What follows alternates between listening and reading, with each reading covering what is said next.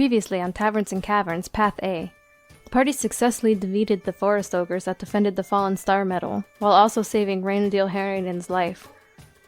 After their victory, the party took turns swinging at the star metal in hopes of obtaining the ore before others gathered. We succeeded in collecting 10 pieces of the star metal ore and made a group decision to travel east out of the forest, so that we could avoid others that were also there to collect the star metal.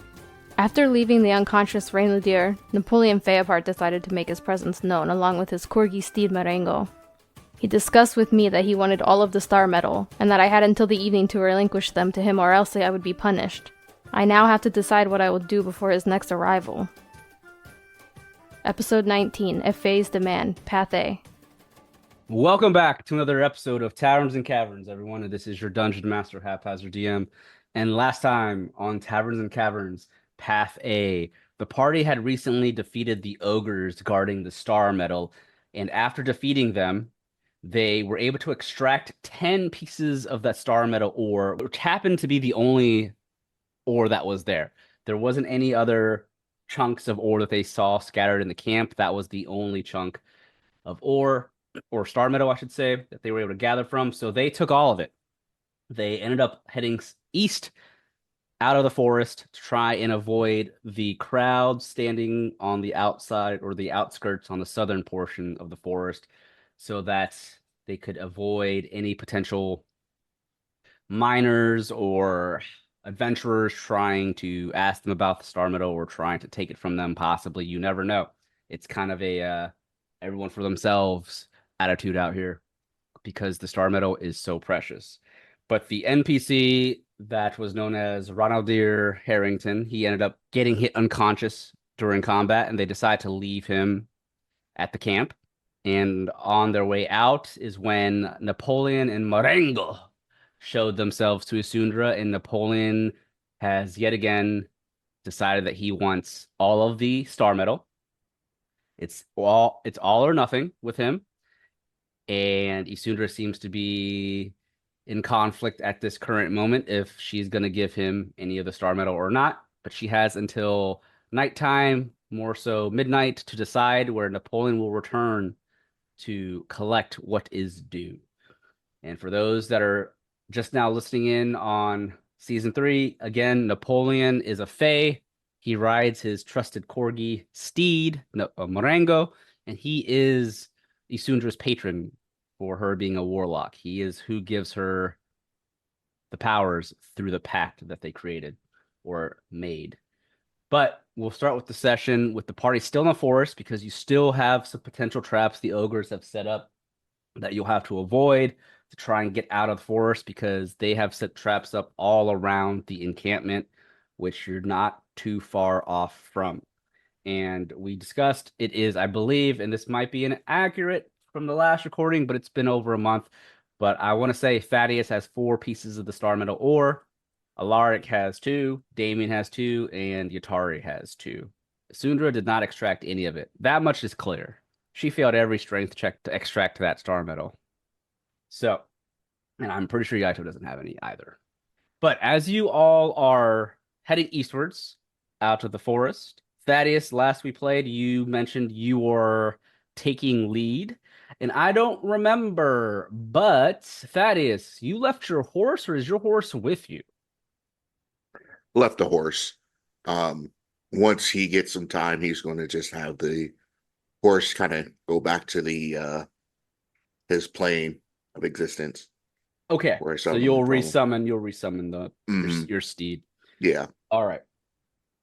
And just want to keep you updated that, remember, the way you all traveled to get here was through ox cart, thanks to Barsora, which is why this is the whole reason you're out here, is because Barsora requested you guys to come out here, and she was going to pay you, but she had paid for you all to have an ox cart to travel here. Well, unfortunately, you all left the ox cart on the southern outskirts near all the people outside of the forest. So it's going to be up to you all, or the characters, I should say, if you try to retrieve the ox cart back and use it to travel back to New Tempest. If you don't get the ox cart back, there's potentially going to be some fees for not bringing back the oxen and the cart. but also it's going to take much longer to travel back to the Tempest on foot. That's up to y'all. Thaddeus, as you're leading the way out of the forest, it's the same vibe as it was when you entered from the south end of the forest. Nothing's really different about it, except for the fact that you are now aware that there can potentially be several traps laid out throughout the forest. With you being in charge, as far as in front, go ahead and make me either some investigation checks or perception checks. I'm assuming your character is kind of on the lookout for any traps as you're all trying to escape the forest before the adventurers and the miners outside find out that the ogres are dead. Yeah, definitely, because he got hit last time. I think you got hit by a log or something. Yeah. All right, so go ahead and make me either one of those skill checks, please, as you're leading the way. I think he's going to try to really investigate. Or actually, not his do perception. 12. Thaddeus, you're looking around as best as you can. The canopy up above is fairly thick in the location you're at. It's blotting out some of that sunlight, so it's hard to see a bit down here with the shade. But you don't spot anything out of the ordinary as you're walking along this beaten path in the forest. I'll allow the second person behind Thaddeus to attempt a investigation or perception, whoever that may be. I'll let you guys decide. My investigation's actually pretty high. I'll try it. Okay, so Damien's behind. That is an 18. All right, perfect. So with the two of you being in the front, Thaddeus is oblivious to what is about to happen, but Damien, seconds before Thaddeus is about to step on what looks like a trap, you spot this leaves gathered on the ground, and you all encountered a similar trap to this not too long ago, a pitfall trap with spikes. But the way that the ground beneath Thaddeus's foot that he's about to step on looks, it just seems off to you. Do you tell him anything? Of course. Also, now is he about to walk over it? He's about to step on it. Okay, I want to grab him Okay. by his whatever, by his shirt, his armor. And Okay. Do I roll for that or? Make me. You know what? When you try to grab him, you try to like pull him back. Mm-hmm. Make me an athletics check. Athletics. Okay. Whoa. All right. So you rolled a 9, which is under average. But what you're trying to do is nothing like difficult. You're just trying to grab him from him stepping his foot down on the ground. You grab him. You're not able to pull him back, but you're able to grab him to where he pulls his foot back. He doesn't step on the ground before him. Saved your life. What do you mean? No, you're about to step into another trap. Bigfoot. Oh, I thank you. Yeah, you're welcome. It'd be a lot more trouble to pull you up. If you look down at where you're about to step, Thaddeus, you notice there's a pile of leaves that seems slightly off place, as if it was man-made or something placed all these leaves here. This doesn't look like a natural formation. And as soon as you look down, you can tell it's most likely a pitfall trap, just like before. And it spreads about 15 feet wide, so you'll have to go around it to avoid it. Or you can, use a weapon or a stick to push the leaves around to uncover the trap if you decide to. But Thaddeus would just go around. okay, so everyone's going around the trap. Perfect. Watch it, folks. Trying to catch us slipping. Yaito looks over. Oh my goodness, Thaddeus, you almost fell in trap again. Good thing Damien caught you. Yes, unfortunately, this woodland terrain is not preferred area. What is the preferred area for paladins such as yourself? I prefer the stones and the city. So you are a city man. Of Definitely, course. definitely not country folk like myself. I grew up on farm. Forest and mountain terrain is my specialty. Perhaps someone that is more used to this terrain should lead. I guess Isundra, this is her neck of the woods. this is true. Sundar, you are from the woods. You are Outlander, yes? Also, you ain't got none of the goods on you. Wow, so I'm expendable. Oh, we'll save you. Just think of yourself as bait. Right, Isundra, you are from Woodland, correct? You know the wood terrain. Yes, but I'm not from these woods. Oh, but you have understanding of how the environment is. You are wood elf, right?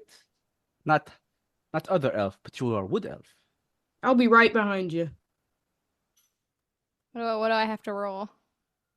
So, as you roll, you can either make me another perception or an investigation as you walk about 5 more minutes. Nothing else comes across, but either one of those would be better. Oh, maybe I do know the woods pretty well. I was gonna say. That's a 25. So about another 5-10 minutes go by as you're carefully walking as fast as you can without trying to trying to avoid the traps. A 25 perception as soon as you're leading the way.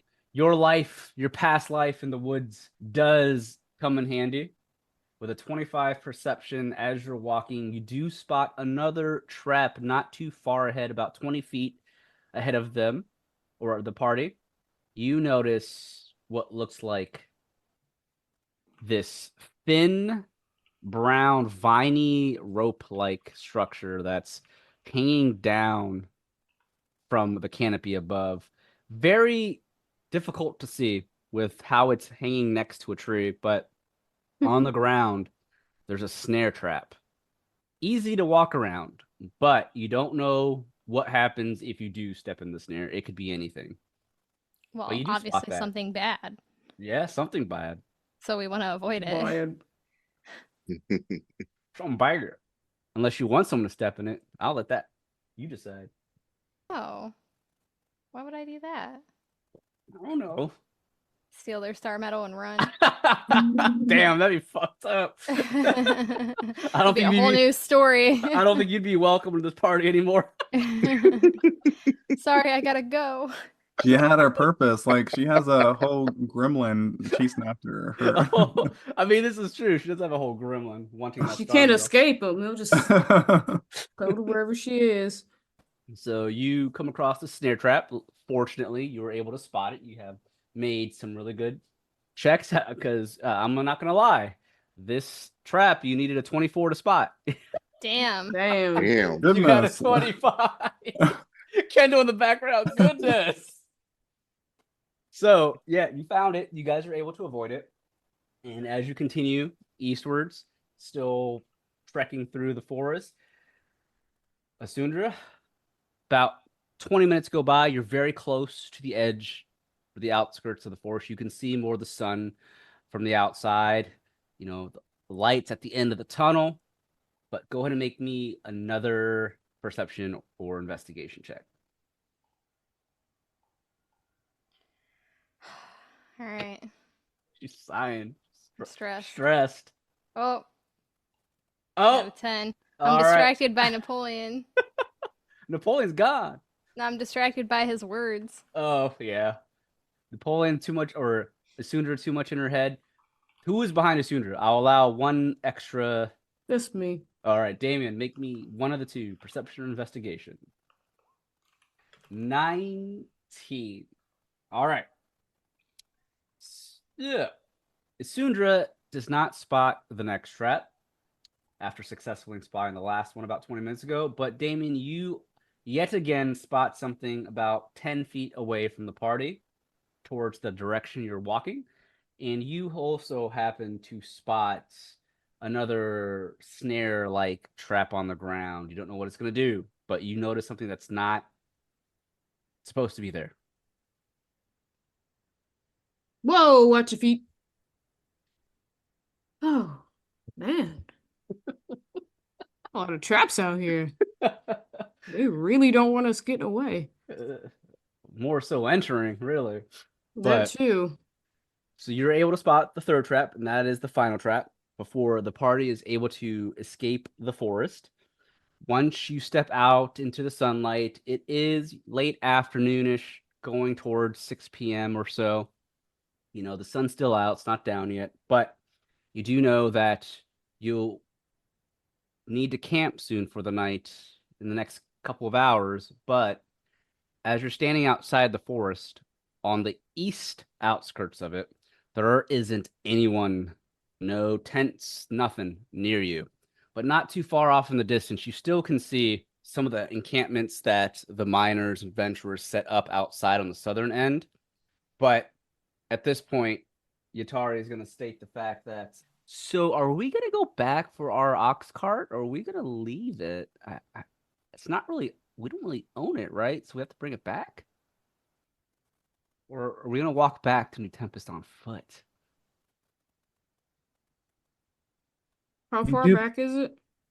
It's not far from you guys. It's probably about 20 minutes. It won't take you very long to walk along the outskirts of the forest now that you're not trying to be careful from all the traps. You can get it pretty quickly, but you have the potential of running into some of those adventurers because it's close to where remember Alaric healed a guy's foot and where all the people were, you left it near there. So there's potential that they'll still have people near it, but you just don't know. Maybe they start entering the forest at this point.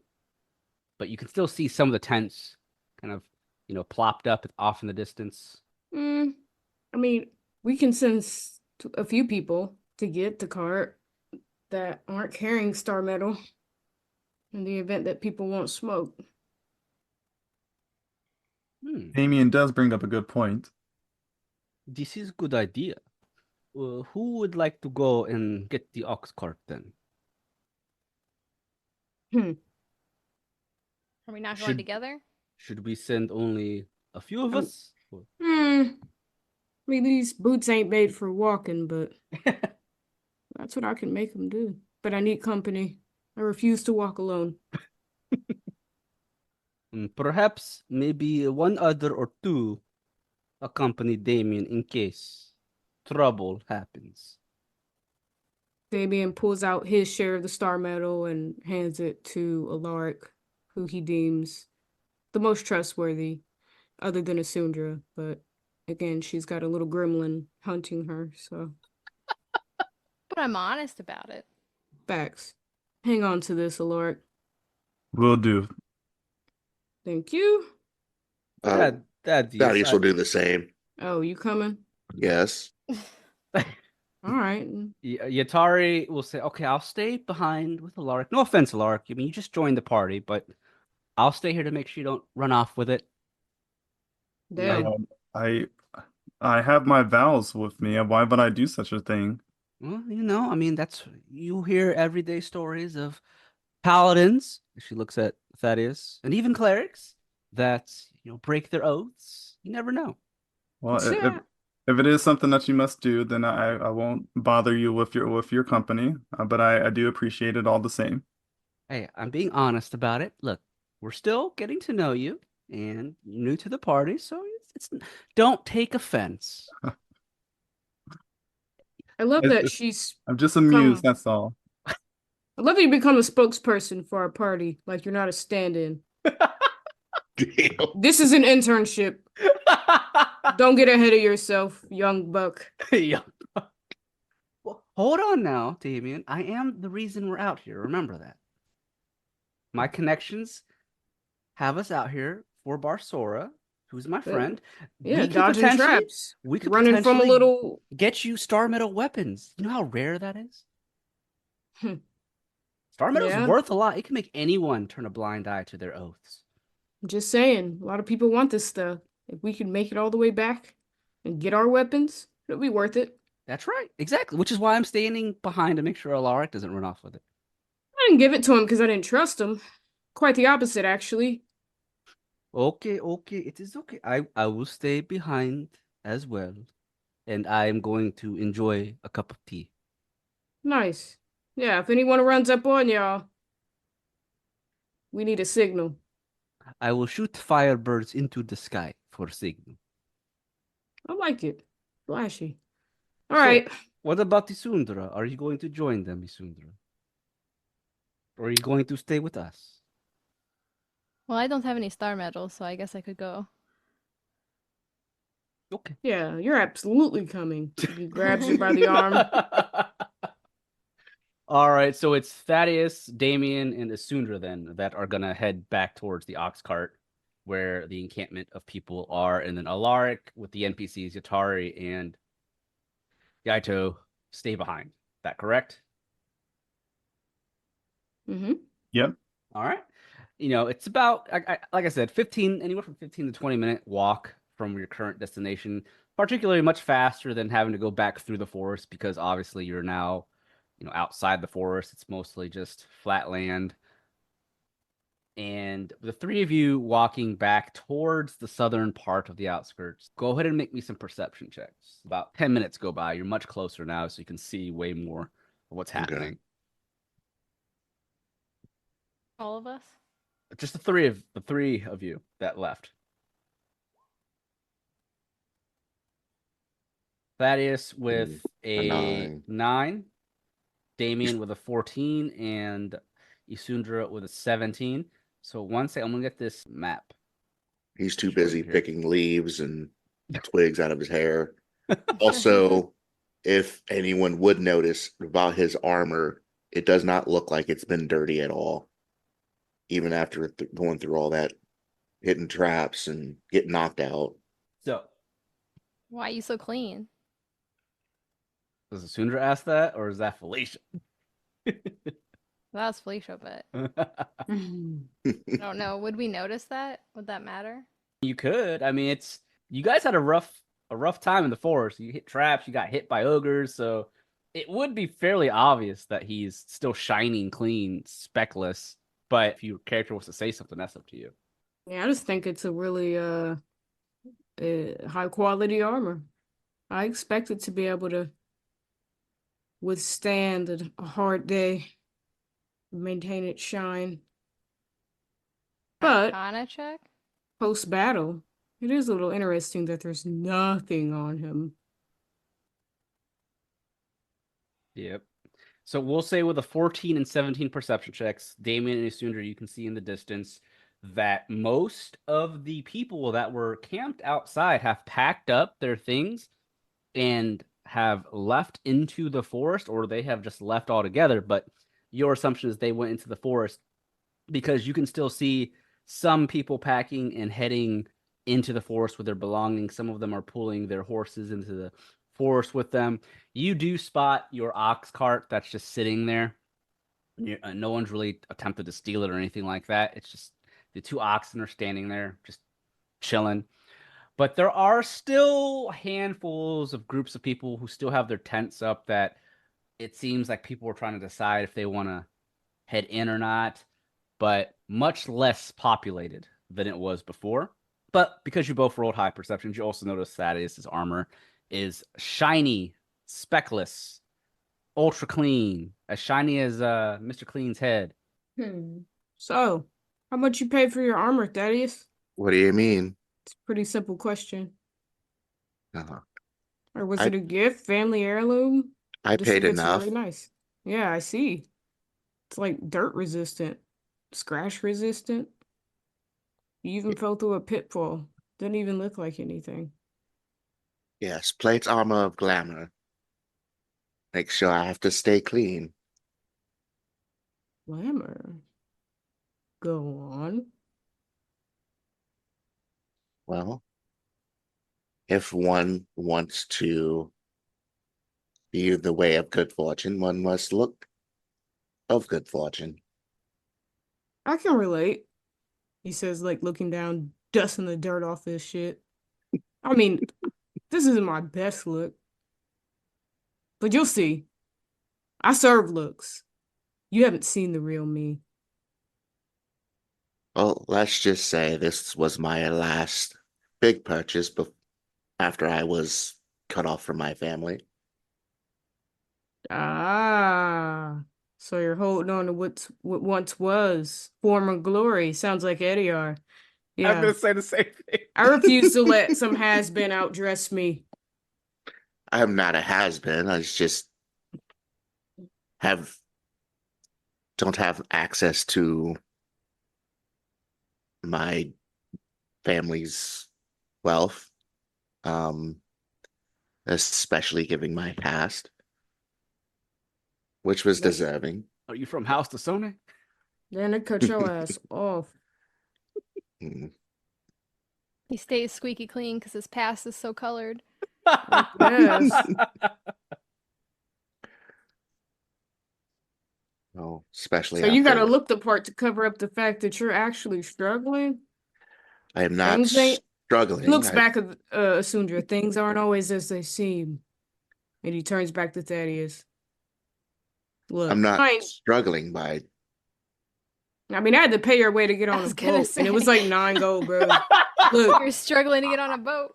I'm not here to judge, man. I'm just here to kind of figure out who I'm traveling with and what your story is. And it just seems like there's been a lot of peaks and valleys in the life of Thaddeus. I need like a 10-second animated clip of everyone boarding the ship and Thaddeus just standing on the dock because he knows he doesn't have the gold. Flashback, yeah. Like I said, you keep rolling with us doing these jobs, you'll be rolling in loot. When I first started working these jobs, I was fucking broke. It was either give my wife money or have money for wigs. There wasn't no both. But now, I ain't gotta choose between glamour and being a good dad and husband. It's all here, baby.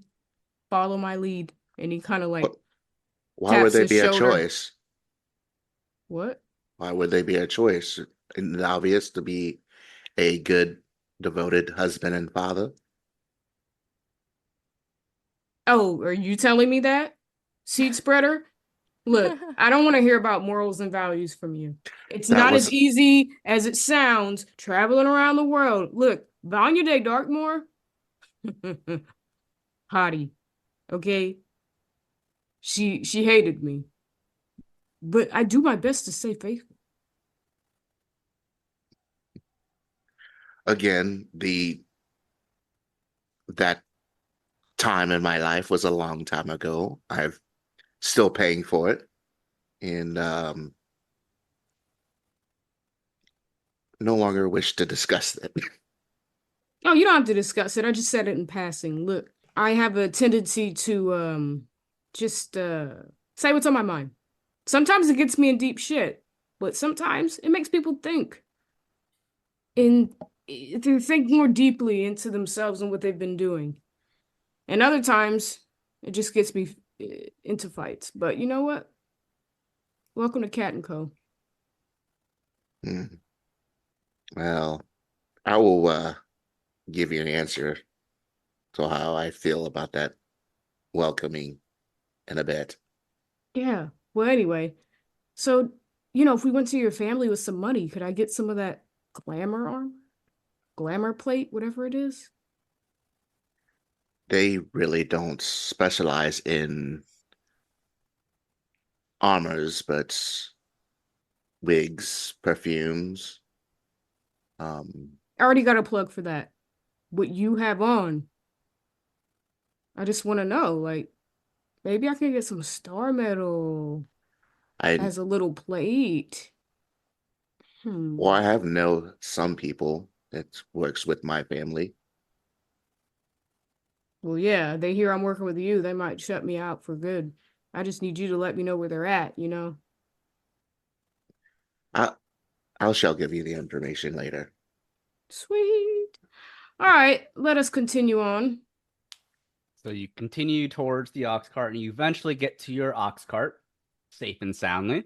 Once you're much closer to that, you do see that most of the people have scattered. There's some talk in the distance, and you've walked by a couple of people now at this point that kind of just ignored you. But you overhear people mentioning, "Hey, I think they killed the ogres in there. Well, get your asses in there before everyone else gets to the ore before us." So a lot of people have already gone into the forest, but there's still some stragglers behind. But you get to your ox cart, safe and sound. Nothing's wrong with it. You're able to grab onto it. Or as the three of you get onto the cart to head back towards the other three, there is a guy that's walking up towards the group. And he looks like a simple miner. He's got backpack on him and he's got some leather gloves on. He's not wearing any armor or anything fancy like that. You see he's got a pickaxe tied to his belt. He just comes up to the group, or the three of you, and he waves real quick before you guys head out. Oi, fellas! Aren't ye the ventures that went in there and killed to kill the ogres? No. Uh, We did hear the fighting, though, in the distance. I believe it was ye. There was a group of ye, but there's only three of you now. What happened? There's lots of groups. I think you got us confused with someone else. Let me make a roll. Who's this guy? He's just a random guy from the outskirts. Look at my armor. Does it look like I've been in a battle? Well, he's looking. I rolled a 16 for his investigation. And I rolled a 25 on my deception. That was not me. He looks up at Thaddeus. His armor, it is spotless. He just goes, "Oh, yeah, you all looking like you've not seen combat before." And then he looks over at Damien with a deception of 25. You're trying to tell him it wasn't you, and he goes, "Well, I mean, I guess it wasn't ye, but your clothing looks torn and in tatters, like you've seen something. You have some twigs sticking out of you." And he looks at Isundra.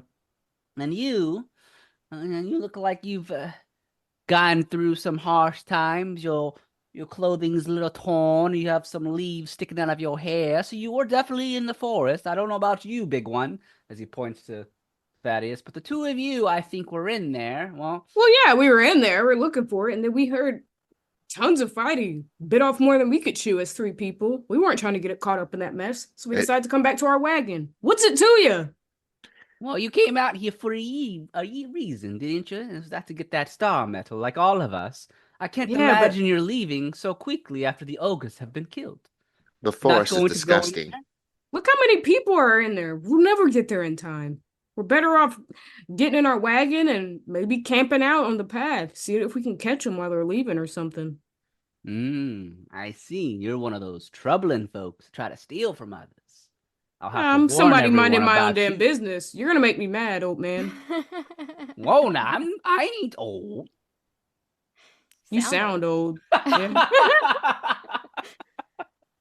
Listen, relax. No need for high tensions. Now he's coming up questioning me. Hell, I don't owe you no answers. Damien, he gets in and he kind of starts straddling it up like he's gonna get the oxen moving. He's not gonna keep answering these person's questions, especially while the rest of the party is waiting. So he can continue to poke holes in my story. Come on, guys. Let's go back to where it's safe. He rubs his chin. All right, I believe the two of ye, but the wood elf here, I don't seem to believe. I think you might be lying to me, elf. Let me check your bags. Sir, no. We ain't got shit. Isundra opens her bag. I ain't got shit. Yeah. But an attitude, you about to get spit on. You better get on before you get spit on. Kendall's dying in chat, man. Beat his ass. Kendall said beat his ass. He looks up at the three of you. Careful with your tone. You should be With careful. our tone. Why are you Yes. interrogating us? Because we're out here in the wilderness and I don't believe you. He looks into your bag because you showed it to him. Well. I don't even know what's in my bag. I got like a monocle or something. Right, it's wigs in my shit, makeup. He's looking through your bag. It's got like undead troll claws, fangs that we've taken from stuff. A land shark scale bag. Yeah, Not that's Felicia what's going through a character sheet of all the items. she's collected. Right. Magnifying eyeglass. That's all. Crowbar, chalk. This bitch like Freerin over here collecting all this random shit. I collect stuff every time we kill stuff, and I don't do anything with it. I know. I have a crowbar. You better back up, bitch. He's rummaging through her bag. He just looks up at you. He just narrows his eyes. You lucky you don't have any of the star metal. Why don't you go interrogate the people that are close to it, dummy? Why don't you tell Napoleon that? I have no star metal. I don't know what you're talking about. You're now wasting my time. He turns around. Just You're like you have wasting wasted ours. ours. He's walking away. He just ignores you. Good. Hold on.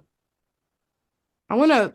Never mind. Never mind. I was going to throw a rock at him while he's walking away, but let me stop. Trying Ryan's to like, "Wait a pillage minute." and plunder an ass whooping. Kendall in the chat going nuts. All right, let's get back to the others before they start to worry. Good thing Alaric's not here. I feel like he'd fucking egg it on too. God damn. So the three of you take the ox cart back towards Alaric and the other two without any troubles. Primarily, Good deception roll. it was a very good deception roll, and the Just- fact that Thaddeus's armor was squeaky clean made it to where he didn't push much further. So you avoid Damien the potential. The fucking nerve of that guy. Could you believe him? Questioning me and my lies. No one lies like me. If you tell my wife that, I'll kill you both. You shouldn't share that information with me. All right. I see the others. You He guys- narrows his eyes at Thaddeus. I'm You watching eventually you. get back to the other three. Yaito waves. Oh, that was quick. No issues then. Uh, A minor annoyance, but yeah, if you consider that an issue, Hmm. we better get back. Tons of people are looking for the metal, and it won't be long before they discover that ain't shit. Oh, in this case, let us get the hell out of here. Before we get back, let me pass you back your star medal, so then have split it all correctly. Sure. All right, here's yours, Damien, and then Thaddeus, and here's your star pieces. Bad. I get nothing.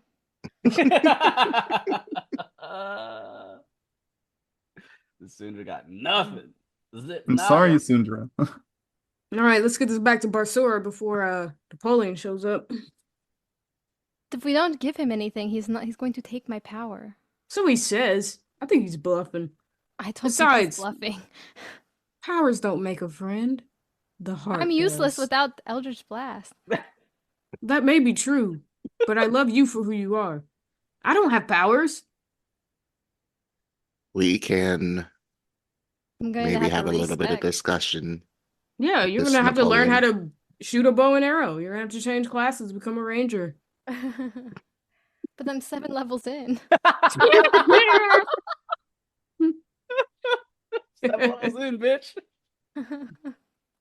So you all get back on the ox cart and you have this discussion while you're now moving away back eastwards towards New Tempest, taking the same path you had taken before, trying to leave all these other adventurers and miners behind before people think that you have star metal on you. But I would like to continue the discussion. So yes, this is a discussion Isundra may have to have with the party. I don't know if I can't remember if she brought up the fact that Napoleon wants all of it to them or just some of it. I can't remember.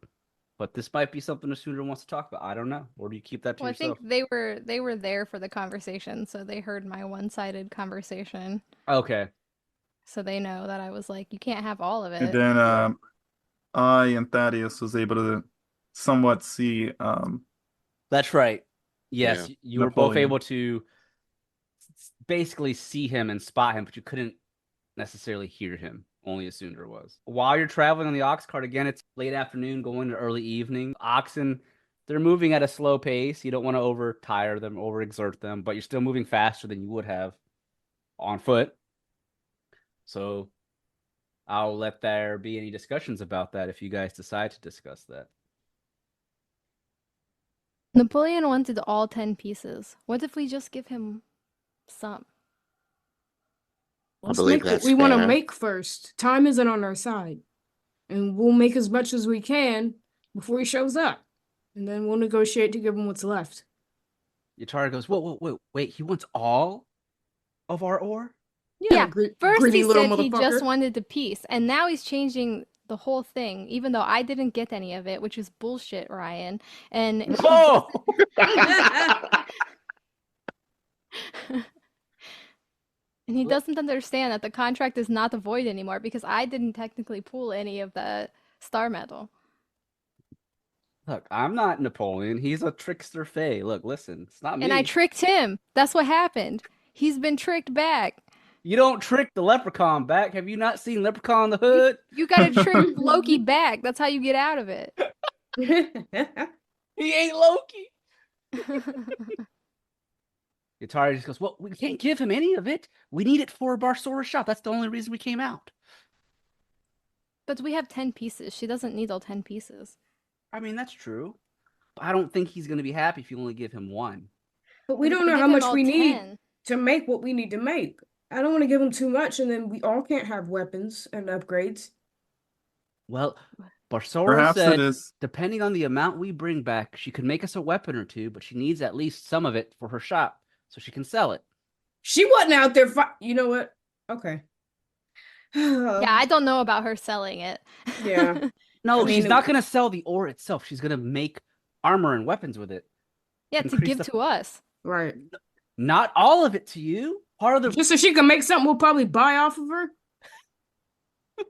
We did The all the party is work. only The as whole- strong as its weakest member. The We whole gotta- reason she sent us out here and paid for us to come out here was to gain some popularity for her shop. But she gave us an incentive by saying she'd make us a weapon or two, and then for the rest of the ore, she'd use to create other stuff for customers. She paid for us to We come out could here. have Who'd paid she for this pay? oxen. She paid for the ox cart. Oh. Well, we So could we paid for have that. this? No, we're renting the ox cart. Oh, for fuck's sake.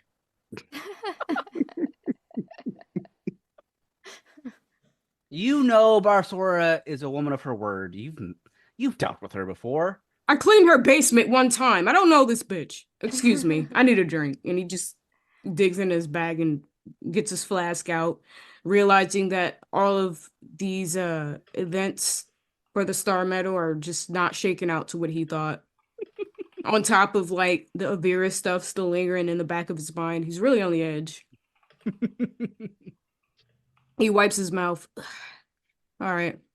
So let's get to negotiating. Indeed. I was just thinking the same thing. We should negotiate with the shopkeeper first to see how much we can spare for ourselves, and then afterwards try to figure out how we can help Isundra with her familiar problems, and yeah, make the best out of both problems here. So how many pieces would it take to upgrade a sword, so to speak? Just one? Because really, that's mainly what I want. I mean, I would like better armor, but beggars can't be choosers and all that, so... Itari, well, considering the sizes of the chunks that we have, these are decent sizes. I would say, one piece of ore, she's not going to make a weapon based off just the ore itself. She's going to combine it with other materials to make sure it's as sturdy as it can be. So she's not going to need one or two whole chunks to make something. It just depends what you want. If you want a sword, I'm going to assume, something as simple as a long sword might be, one piece of ore. Okay. She's going to mix it with other stuff. I'm willing to donate one of my Star Medal chunks to Napoleon in exchange for my other Star Medal chunk being used to upgrade my rapier. Is there anyone else willing to sacrifice their Star Medal ore so that Napoleon can have a minimum of 2 star ore chunks? I I can shall. also. Well, Thaddeus. Well, Thaddeus obviously doesn't need new armor because he's got fancy armor. That's true, motherfucker. And you got good ties. All you got to do is go back, swallow your pride a little bit, say you're sorry for wherever you guys fell out for, and then get back in the good graces of those that are rich. It is not as simple as that. I apologized. You really something- must have burned that bridge to a crisp, my guy. Part of it wasn't my fault. It was my cousin. He decided to join a cult, and I am blamed for it. Oh, yeah, that is kind of a disgrace on the Faust name. Agreed.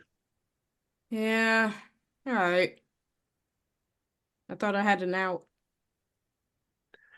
I mean, pretty To much use my your star father and medal. my mother are in good graces. It's really my aunt. Yeah, Well, Yaito's just sipping on tea while he's listening. sipping the tea, getting the tea. Yep. You know, I do have 2 chunks of ore, I think, myself, so I could offer some of mine. Always the good guy, Yaito. And also, I was going to give 2 for the shop just for her to sell. So we Hopefully it is enough for Napoleon. I don't know what he's going to do. He's going to punish me in some way, I know it. Might end up like Will. One eye, horns. Damn. So, with his original discussion, was it always for 10 star pieces or 10 star medals, or was it just for 1? No, see, originally he just asked for 1, and then when he found out we have 10, now he wants 10. It's bullshit. Well, I think if we just give up everything we have except for 1, and by either melding it into a new weapon or selling it to the shopkeeper, we can still give Napoleon what he wants, which is all our star medal, but in essence, we only have 1 piece left to give him. Or we could just break it into multiple pieces. He don't know. Break 1 chunk into 10 pieces and be Like like, dog here treats. you go. That is also a good point. Maybe the shopkeeper could do that for us. Reminder to Isundra, though, that he is going to revisit at midnight this night. It takes half a day to get back to New Tempest on Ox Cart. I mean, if we use it all, he won't have any choice but to take what we've got. He's breaching the contract if he gets something and still takes her powers. Don't know if he'll take my powers, but he's definitely going to punish me in some way. Yeah, well, he seems like the fact that he could just pop up whenever is a punishment itself. He's really annoying. It's true. I live in hell. I know. It's like when my mother-in-law lived within walking distance. She'd just pop up whenever. It was horrible.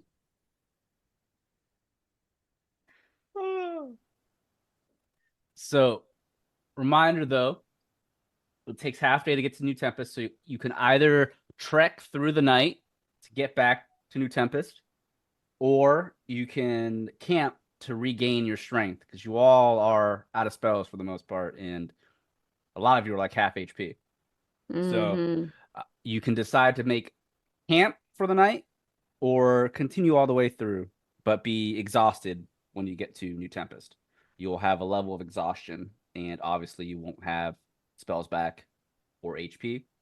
But you can take a short rest, I'd say, on the ox cart while it's moving to get some HP back.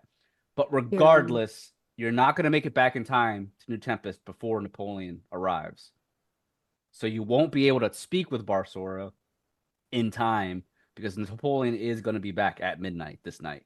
It's already, going on 6 or so, and it takes half a day to get to New Tempest. Ryan ruins our plans every time. Every time. I said he'd be back at midnight. Yeah, but we should be able to get back. We got out here before midnight. Half a day. Yeah, it took you half a day to get here. It's now like 6 o'clock. It take a half a day to get back. All right, well, I'm taking a short rest for sure. So you're going to forego the camp and just stay on the cart? I mean, somebody else can drive while I rest. Yeah. That's true. I've also been drinking, so I shouldn't be driving. The oxen are swerving, guys. So we'll do some fast travel. So is everyone going to try and just trek through the night to get to New Tempest?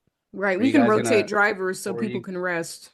Or are you going to camp? Now, if you do the rotation thing, it's only going to be a short rest for everybody.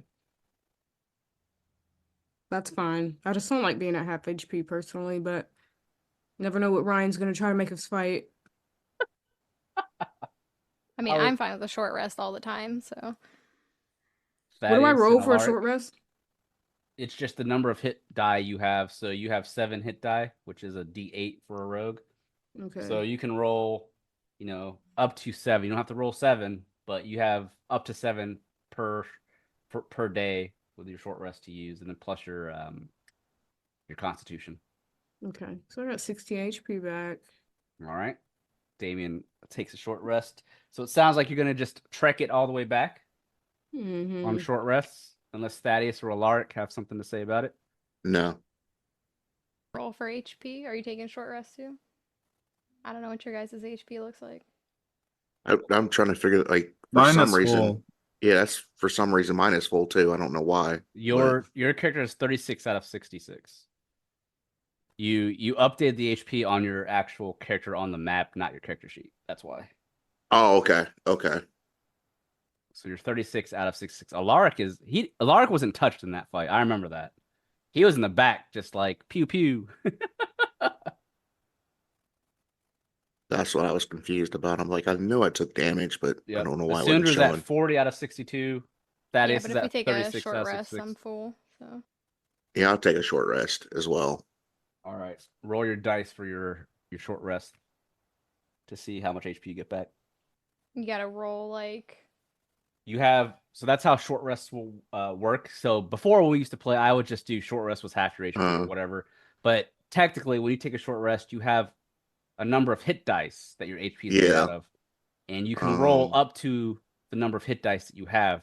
Okay. I'll roll another additional 3.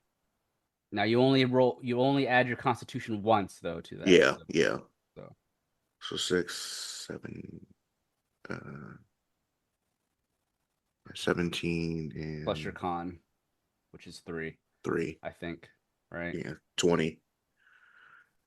Right. Okay. No, yeah, 20. All right, you gain 20 HP back, Thaddeus.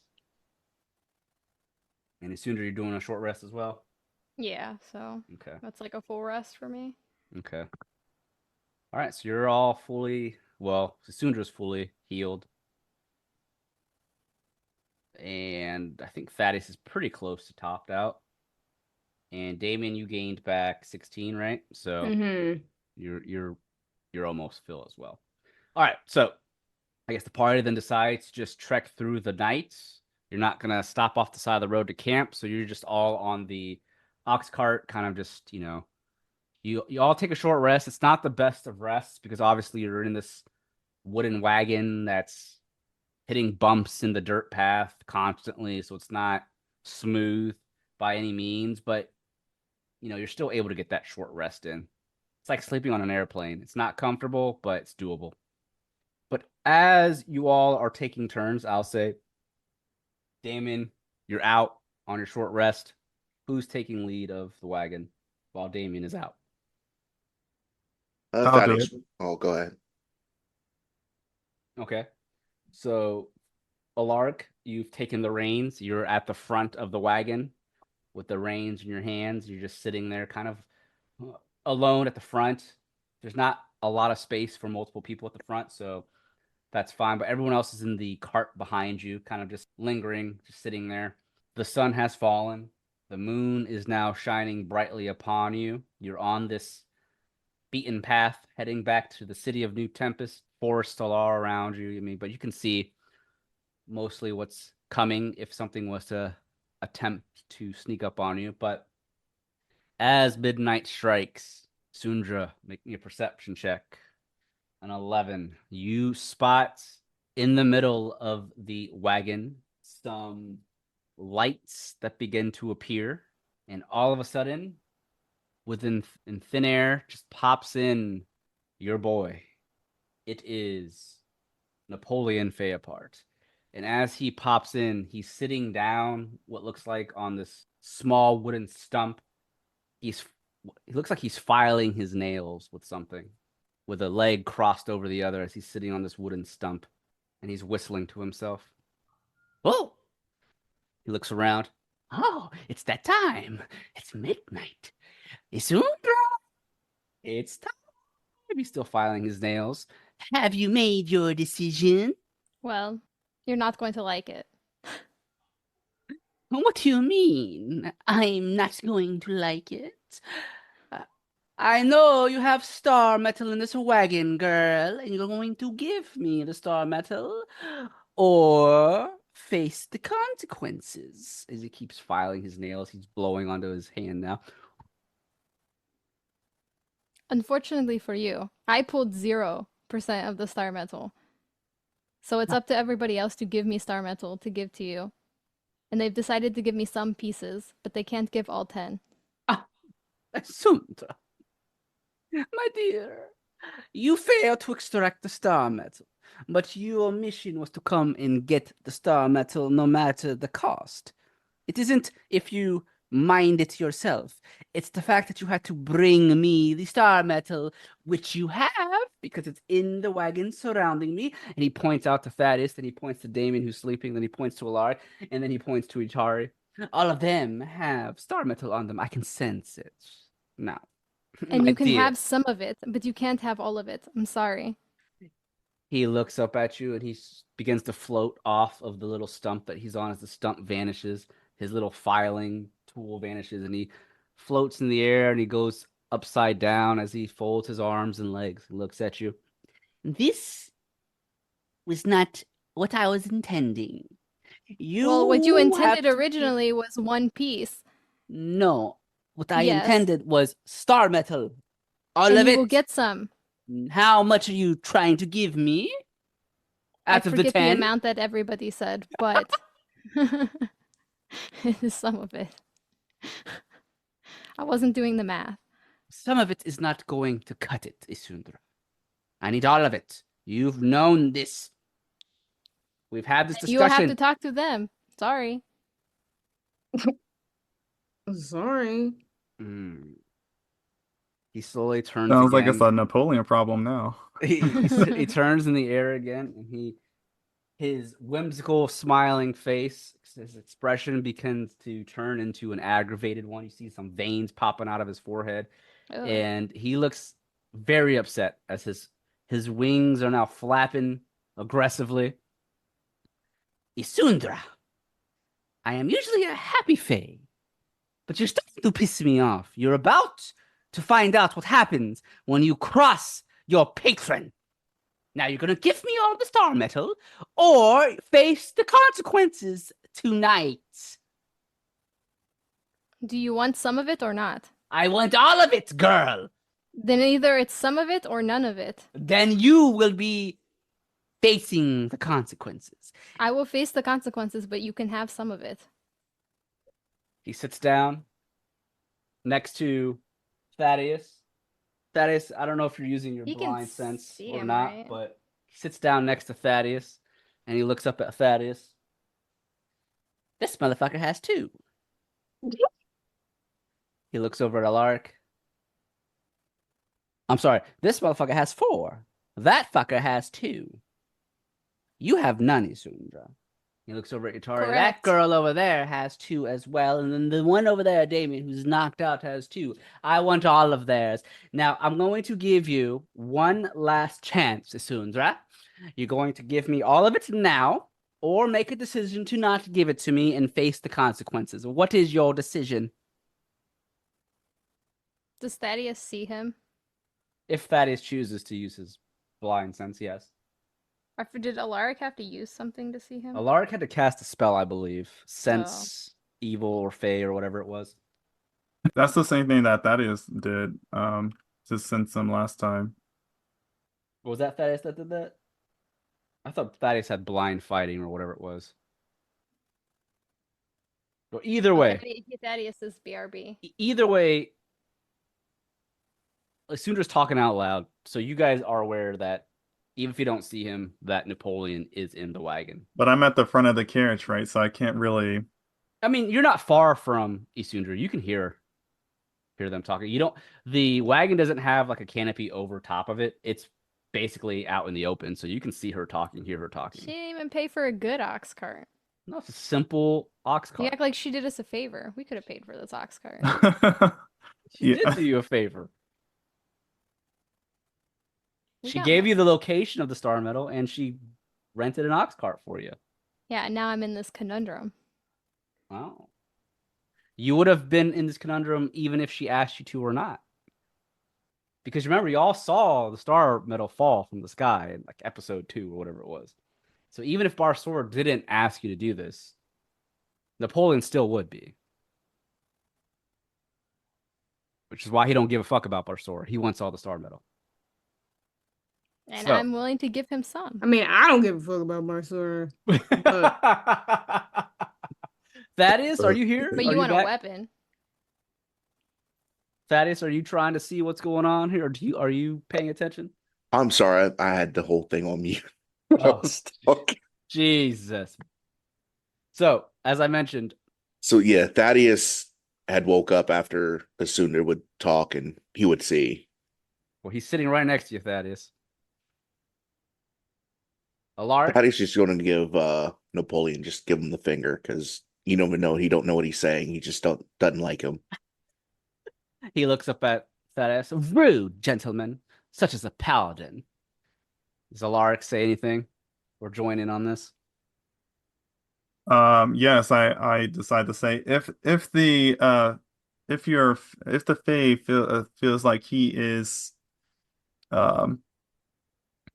if he is owed all these star metal, I do think that it is also fair that he reveals himself to the whole party so then we can have a conversation with him. Otherwise, I think that with him demanding all 10 star metal is out of the question until he can speak to all of us.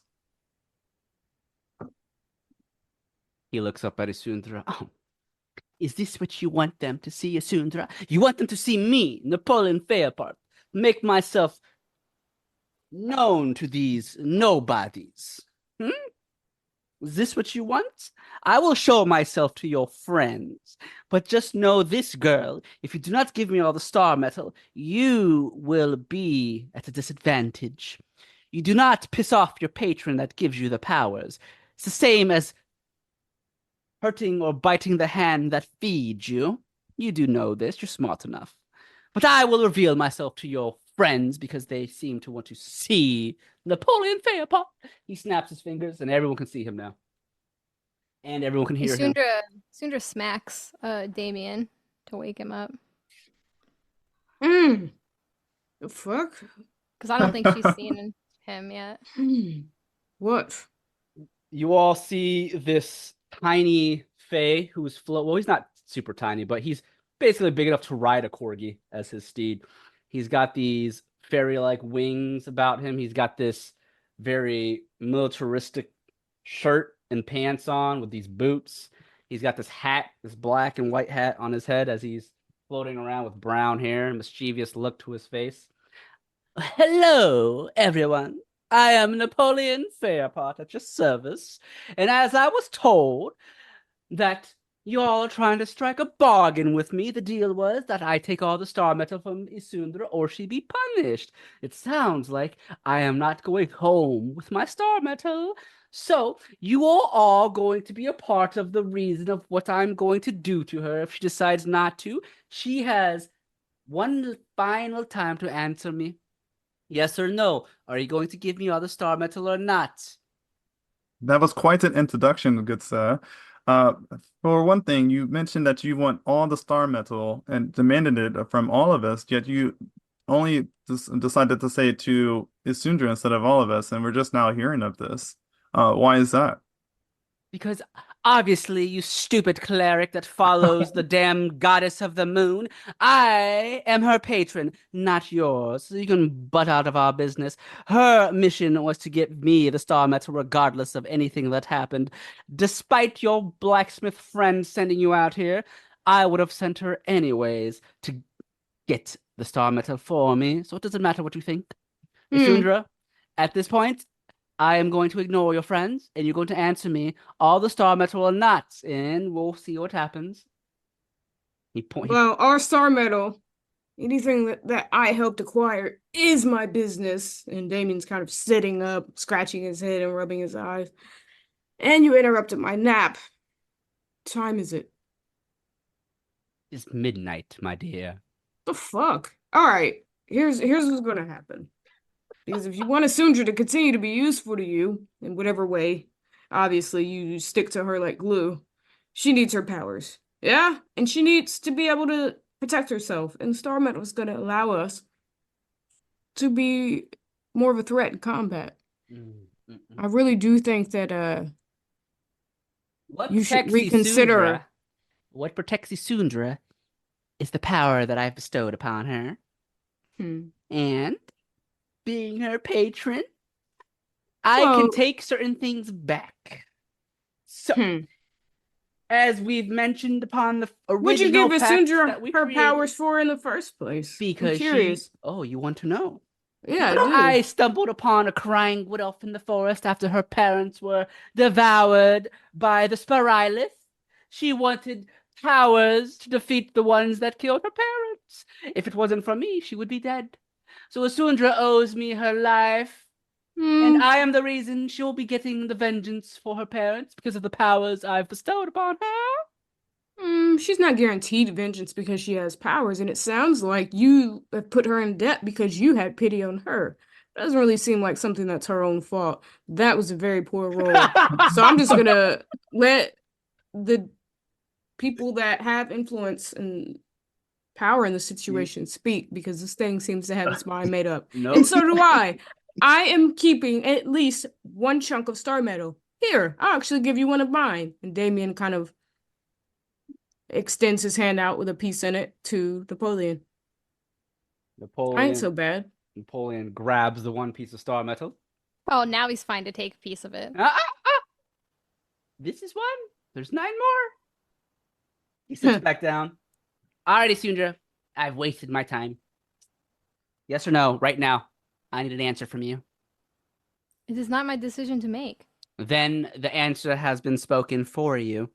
Your friends have answered for you, then. The decision is you do not give me all the star metal. Wait.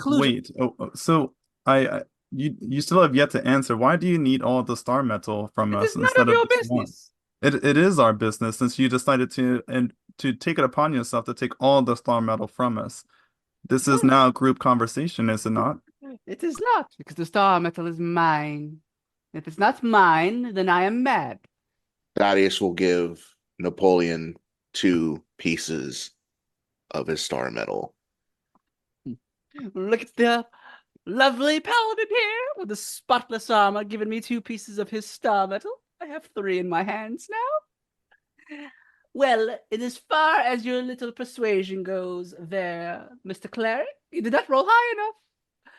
I am not going to tell you why I need the star metal. I don't need it. I want it. There's a difference. It sounds like you need it. I want it. But I don't care what you need. I care about what I want. And the deal was, the sooner You don't sound like a very good patron to me. Who says? But the original deal wasn't 10 pieces of star metal. All right, listen. He floats up into the air, folds his arms as he's floating into the air with his wings flapping. The decision has been made, Isundra. Your friends have spoken for you. I thought you were grown enough to make your own decisions, Isundra, but apparently you have not grown enough. So, he drops the 3 pieces of star metal that you gave him. I do not care about the 3 pieces of lousy star metal. I want all of it. But because you have made the decision for Isundra here, the choice has been made. So now you must face the consequences. Wait. Speak and up. he's going to speak to Napoleon in Fae. Oh, Look. you know Fae. Mm-hmm. All right. I've known you given her powers for vengeance, and this is the reason why I gave you 2 pieces. But if I could do a favor for you, perhaps you cannot punish this lady. Man, y'all over there speaking in different languages, insinuating. I can also understand Faye, so I can hear it. Yaito has nothing to say for me. Yaito just sipping his tea watching. He doesn't know what to say. He doesn't have any of the ore, so. But if you still lose your powers after I gave one of my pieces up, I'm gonna be pissed. Right, well, he dropped it. he so. dropped all 3. He looks at Thaddeus. He goes, The paladin can speak Fey. You're not as dumb as I originally thought. Well, you trying to make a pact with me too, dear paladin? Is your god of fortune not enough? Or this not giving you the powers that you require? Are you looking to become a warlock? No, but I am willing to do a favor for the sake of vengeance. Oh, Since it's what Isundra, is your path an oath of vengeance, Mr. Paladin? to help those that were robbed of their fortune. Oh, so you're going to help me, who is now being robbed of my fortune? The Well, only reason you're out here is because I told Isundra about the star metal. So you're robbing me of my good fortune, sir. I am trying to avenge. I would help avenge someone that didn't have the fortune of growing up with their parents. Okay, get on with it. What are you trying to say? Trying to say that I can owe you a favor of your choosing besides the star metal. Oh, so you would take one for the team then? Hmm? Are you so buddy with Isundra now, like you're officially part of the Cat and Co? You're no Nomu already, but you're willing to take a bullet for her, yes? I should say a bolt, not a bullet. Bullets don't exist in this world of reverie. Perhaps in other worlds in space and time, but not this one. I'm willing to take a bullet for those for the sake of their vengeance. Oh. Yes. He puts his hands together. Dear friend, you're such a great friend. So good. That one over there is really staring at me. He points at Yatari, and Tari doesn't know what to say. She's just watching. She's never seen a Fae in real life before, so this is the first for her. Well, I'll take you upon that deal. You owe me a favor, and I won't punish Isundra as bad as I was going to. Fair? I mean, as bad or As not at bad. all. Oh, as bad. I was really going to punish her, but if you owe me a favor, I won't punish her nearly as bad as I was going to. It was going to be very bad, very, very bad. But you have pushed down how terrible I was going to be. What If will you it want to take? make this favor, he puts his hand out. You owe me a favor, right? And I won't punish her as bad as I was going to. What will it take for you not to punish her at all? All the star metal. So do we have a deal or not? No pressure, no diamonds. All right, you're gonna have to take a light lashing, Isundra. We gotta level up as a party if Well, we're gonna, He do that thing. he puts out his hand to make that deal. It's a dangerous game to play, Rodimus. Mhm. Well, for his oath of vengeance, he will do that. Before you shake upon this hand, understand that I will call upon you whenever I want for one favor of any kind. It doesn't matter what the favor is, but I You will made come that to you. But you made that deal with Thaddeus, not all of us. Of course, it's with Thaddeus, not with him. Oh, you speak Fey as well, do you, Mr. Cleric? Oh, would you like to make a deal too? Of I'm course you not so wouldn't. keen to liking your kind, so I probably should not. Of course. Such as the follower of Lunaris, damned wretched woman, the moon. I ignore you then. All right, Mr. Paladin, we shake upon it. I will call upon you when the time is right for a favor. Just from you, not from the friends here, but just from you. Despite what your god, Erdis, thinks, you will be doing me a favor in the future. In order for that to happen, I will not punish Isundra as much as I was going to. So a deal is a deal. Handshake it is. So you shake his hand? Yeah, upon my oath. Upon Okay. your oath, Mr. Paladin.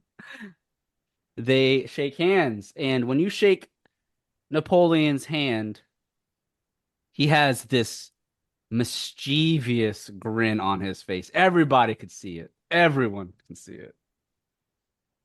And you feel not pain, but you feel something pull you towards him as he shakes your hand. He is this much smaller guy. He's more like shaking like part of your hand, but you just feel this force that pulls you towards him, Thaddeus. You now know and you understand you have made a pact with this Fae that you cannot back out of without facing negative consequences. He Mhm. smiles at you. He claps. I'll be damned.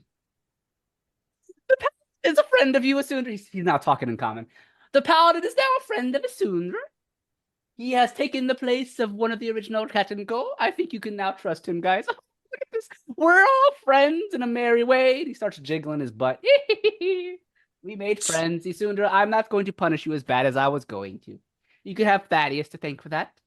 So, it looks like you're not giving me all the star metal, which is fine. I'm happy with this outcome, I guess. We've made friends, and I've made a new pact. Oh, this is delightful. Well, sucks for you, Isundra, because with all the star metal, I was going to give you something really, really good to help you defend and your friends and to help you avenge your parents from the Sporilus. Why didn't you just say that? I can't say everything. Where's the fun in that? Well, Isundra, you're no longer going to get what's called the Ring of Shooting Stars, unfortunately, my dear. Instead, you're going to be punished. Well, you can take the star metal to your blacksmith friend Barsora. She's going to craft you a weapon or two. I can see it now. But it's not going to be as nice as the Ring of Shooting Stars, now is it? It came from space. There was just a ring to it. The Ring of Shooting Stars. The ring that would help Isundra fight off Sporilus. Oh, poor girl. The Ceravoid is still out there. Well, it's not like that's the only star metal in the world. You never know. No, We might it's find some more. The star metal is rare. But we shall see about that. Perhaps in a daytime or two, another chunk of it will come crashing down into the land of Tirasta. I doubt it. It's been many, many years since star metal has dropped. But a deal is a deal. All right, Isundra. You really are such an irksome fae, aren't you? I The take way how pride you in that. deal with- Thank you. Especially for you trying to work with your patron and you demand such weird things is quite puzzling to me. It could be worse. You can make a pact with a fiend, such as a devil or a demon. It's actually better to make pacts with a fae, such as myself. Oh, I'm sorry. I'm not just a fae. I'm an arch-fae. I'm not just any normal fae. I'm very powerful. Some demons and devils will cower before my presence, something you haven't learned yet. But that's because I have not shown you my bad side. But, Isundra, okay, step up now. He raises his hand, and Isundra, you feel yourself being forced to stand. It's time. Oh, don't worry, I'm not going to do anything that bad to you. But because you have not agreed upon my request, you have foregone your opportunity for the Ring of Shooting Stars, which would have made you much more powerful, by the way. But, and he snaps a finger, I will be taking some of your powers from you. Those invocations that you so trustfully use every day. All 4 of them. Kaput. You can no longer access your invocations, my dear. You still have access to your warlock spells and whatnot, but your invocations will be foregone until I have decided that I have forgiven you. So, That's gonna fuck up my character sheet. no more You invocations. little fuck. Do you know what an invocation is? No, Then why do you care? because it sounds important. Fuck off. No, But actually, he lunges for the little thing. he is actually projecting himself, so you go right through his illusion. So hot-tempered. Well, Isundra, I'm sorry to say this. You'll get your invocations back when I think you have deserved them to come back. You have fun with your star metal, or hopefully Barsora is able to make you something as good as the Ring of Shooting Stars. I doubt it, because she can't create such a thing as I. It is good to know all of you. It's good to meet you. Mr. Paladin, I will be returning for that favor in the future. I can't wait to see the expression on your face once I come back. Yeah, as long as you only appear to him, I don't have a desire to see you again. Oh, of course. I have bestowed upon all of your eyes and to allow you to witness the glory that is I, Napoleon Fairpart. And now, with that, I am now gone. And he vanishes as quickly as he appeared. Ugh. Just what we need. Something else unexpected that helps us in no way whatsoever. Well, Thaddeus is going in his bag and he's going to grab his flask and start drinking. sorry you don't get your space ring, whatever it is, but hey, we had a I plan all googled it, along. and I don't think it's that great. Damn. Damn! Felicia, fourth wall in here. She Googled it. How you know it wasn't something I just made up? I'm weak as fuck. I don't know. I came up with something though. It was a very rare magical item that Isundra did not get. Yeah, but this gave me fairy fire and ball lightning Fairy fire, ball lightning, yes. and shooting stars. And shooting stars. Yes. I'd rather have my invocations. But you could have Because had that your gets- invocations and the ring. Gets rid of my charisma mod, which really sucks.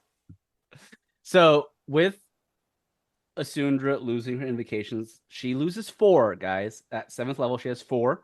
So she has 4 invocations. One's called Voice of Chainmaster, which allows So her I to can't see my pseudo dragon anymore. correct. Oh. She Well, I can see it, but I can't communicate with it. telepathically. Yeah. Correct. She loses Agonizing Blast, which adds her charisma modifier to her Eldritch Blast attacks. Oh, and it lets her push him back. She loses Fiendish Vigor, which allows Which her I to never gain. use. Yeah, she allowed her to gain temporary HP. And she loses Repelling Blast, which is the pushback every time she hits. Oh, damn. Okay. Her Eldritch Blasts are no longer as strong as they used to be. Well, maybe with Thaddeus Yeah, he couldn't take my fulfilling spell slots. I never use those. Well, Thaddeus made him happy. He was what he was originally going to do. He was just going to make it to where you couldn't cast your Warlock magic at all. Anything spell-wise that was under the Warlock, you would have lost. So I would have lost everything. Yes. Everything's under that, right? Yes. I would have had to respec. You would have had your I would have been my short bow and my hand axe. Yup, trying to- that would have been it. Level 1.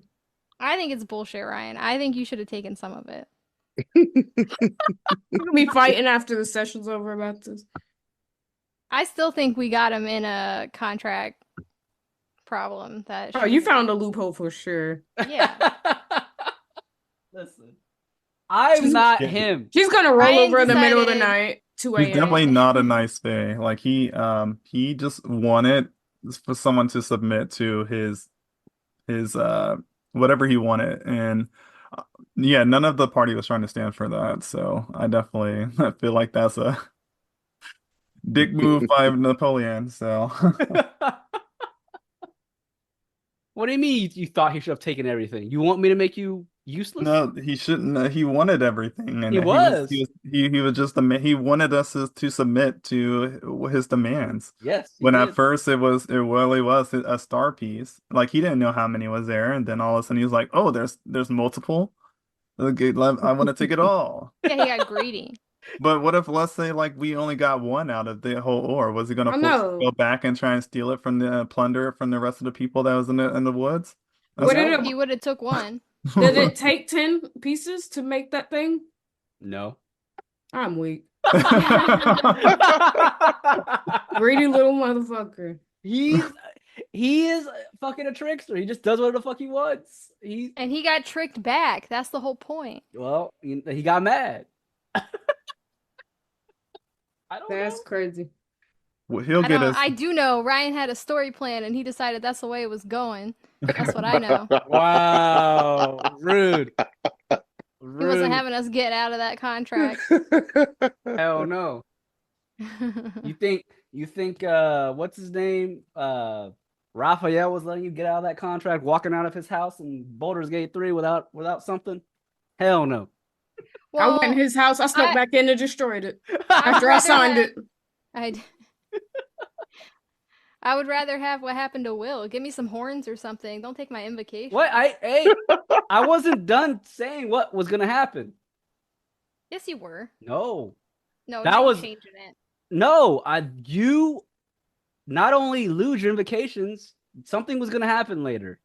Mm-hmm. Now it's gonna happen later. You don't trust me? Look at this. I have it in my notes right here. You want to see? You want to see? What? Let me copy and paste this. You all can read what I have here. 1 second. Where is it? Oh, here we go. Copy. She will remove her ability. Blah, blah, blah, blah, blah. She'll still have warlock spells and cantrips. All right, here we go. Copying, pasting. Motherfuckers don't believe me. Oh, I can't paste in the Google or that's right, roll 20. I could post it in Zoom. I'm posted in too Zoom. long or something to post in It's Roll like 20? it's like an image. Here, No. I'll just copy the text. You could just read it to us. All right, fine. No, because you still won't believe me if I read it to you guys. You still won't believe me. I That's said correct. choice number 2. I won't believe that you didn't just type it up either. No. Choice number 2. If Isundra decides to deny giving Napoleon the star metal, this will cause her to lose all of her warlock invocations for an unknown period of time. She'll still have her warlock spells and cantrips, but her invocations won't be of any use. This will last indefinitely until Napoleon believes enough time has gone by to make up for her betrayal. That, or if Isundra is able to regain a good standing with him via another deal or something else. Later on, she will also find herself gaining physical Fey-like attributes that'll have her standing out more so than normal. She'll grow twisted horns that wrap towards the back of her head, as well as her feet becoming hoof-like. Oh, That's not Fae. Yeah, it is. Like That is very Fey-like. Think of like satyrs and shit. They have like hoof feet. I thought you meant like an actual Fae. so what? She could just take Linnell to the movies on back. So Isundra's going to be growing some horns on her head that spiral backwards towards the back of her head, and then her feet are going to turn into hooves. She's going to be like staking Am I gonna off get Wellington. faster? I have a disguise kit. We can try to help you look not like that, but Think of a satyr, guys. A satyr. You know what a I satyr mean, looks like? you could still be kind of Yeah. cute. Linnell might be into that, but then it's like she have to worry about the bestiality rumors, and then if that's like even like racist for them to be like talking that shit, it's layered, man. Here, let me send. Does Roll20 accept this? I don't know. I just copy and pasted a link. Did it not go through? It did not. Son of a bitch. I mean, we already have a lot going on, but leave it Oh, to Ryan to there we why go. that picture. I'm weak. I'm gonna turn into Phil from Hercules. Hercules. Your feet are gonna turn to that, and you're gonna get them horns like he has. Oh, you I'm should not gonna get get those hairy arms though, right? No. you should get melee attack damage if you kick people. Am I gonna get faster? I should be fast. Yeah, absolutely, you should be. We'll find out. It hasn't happened yet. You should also be able to jump high. What's this musical instrument that he's playing? What's I this have called? no clue what that's called. I thought that was a pan flute. It might be a flute. pan flute. think I that's think you're right. I'm gonna have to take up the pan flute. Jesus. Well, that hasn't Well, I'm happened definitely yet. not doing him any favors if he's gonna turn me into that. You don't want to be Phil from Hercules? No. Why not? Phil's I the mean, man. Phil was awesome, but What do you got against Phil? What's with everyone making fucking deals, man? that's a dangerous deal to make, Rodimus, because what if he's like, take vengeance on Isundra? Oof. Then we'll have to jump Rod Yup. or I Thaddeus. I don't think he You- would. I don't think he would do that. But You I agree don't to- know. Cannot give Ryan ideas. You agree to any favor. You done fucked up. You should have been very specific about the type of favors. You're right. We like to thought believe about he's that. not evil, but we'll see. Nah, this is an evil Fae. Like I feel like Alaric would definitely see him as a foe if under normal circumstances. So No, about this, the Sporolith are very common now, as far as everyone in Reverie knows about the Sporolith. Yes. So for our listeners, Okay. right now, the current campaign in our Patreon, for our listeners that haven't listened to any of the Patreon stuff, we are running a one-shot campaign that goes over the backstory of how the Sporolith appear in the land of Tirister, aka, well, Reverie in general, but more so Tirister, the continent, before Ashai or any of those other places. But yes, that happens in the past, many years ago. So it's a prequel of how the Sporylith came out. So yes, I wouldn't say they're common knowledge, but they're fairly, I mean, they're well known amongst scholars, amongst nations, and like people higher up. Commoners more so probably don't run into Sporylith nearly as often as you would think.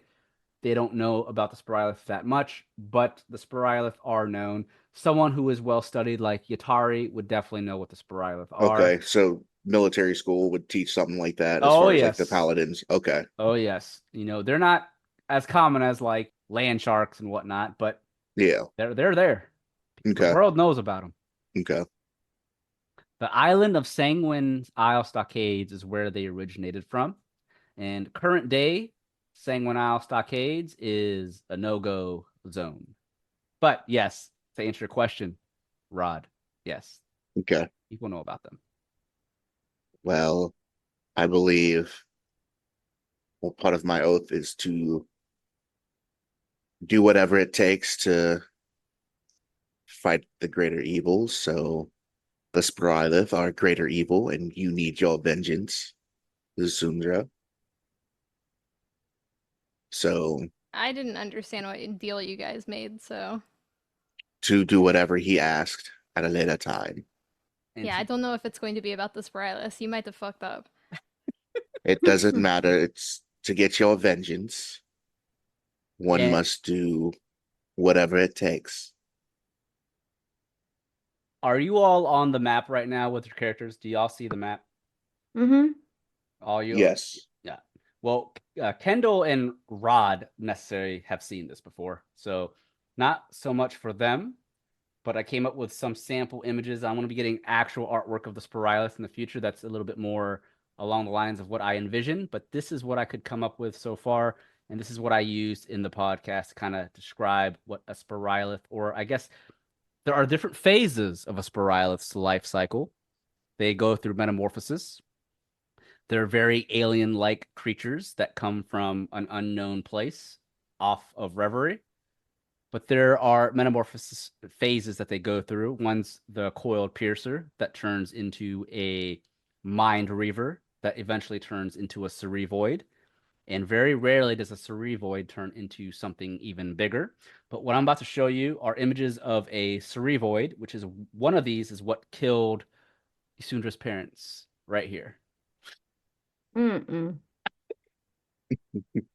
You looking advanced. Mm-mm. And he's smiling and shit? No way. Sporyliths are always smiling. Yeah, They I don't know like no that. other expression but the grin. Oof, okay. My parents didn't do anything. They don't deserve that. I No? don't think anybody deserves this to No? exist in its space. Mhm. Yep. So And we have to help you. Sorry, and, Mom. and again, this is I can't let you fight this alone. this is the Taverns and Caverns version of Mind Flare. Since again, for our listeners, I'm working on a campaign setting book, hopefully to send out there. So I have replaced the Mind Flares with what's called the Sporylith. So, but what you're seeing is a Cerevoid. This is on par with a Mind Flare in this universe. So they still have tentacles on their heads, but way more alien-like looking than the Mind Flare. So, all right, that's what I want to show you guys. But anyways, the party, Yatari is looking a little confused and dumbfounded of what just happened, and she just doesn't know what to say. And Yaito sips his tea and he looks over at Thaddeus. Thaddeus, what you just done was brave of you. Are you sure you are ready for that fate to come back and request anything of you, my friend? In the name of vengeance, you gotta do what is necessary. You are very tied to the name of vengeance. Why I is know. this? Don't get ahead of yourself. We'll have to take your ass down like an old dog. We'll do it. I'd like to see you try. I mean, I would hate for it to come to that, but I'm just letting you know. I agree. your vengeance bleed into what we're trying to do and cause mayhem and disruption, we will handle you. Whoa, whoa, whoa. Let's not try to cause any unintended conflict that doesn't need to happen right now. I mean, I'm just I- setting the precedent, you know? Vengeance can have many faces. I can respect that. Why are you so tied to this vengeance? You mentioned this oath of vengeance. Why do you make an oath to vengeance? You know, revenge can drive someone to very dark times. Well, giving my past, when I went through military school, I was told that redemption would be best suited for me, but let's just say redemption is not suited for my personality. And it's not necessarily my vengeance, but to help those, again, that are unable to help themselves or that need help to get their vengeance.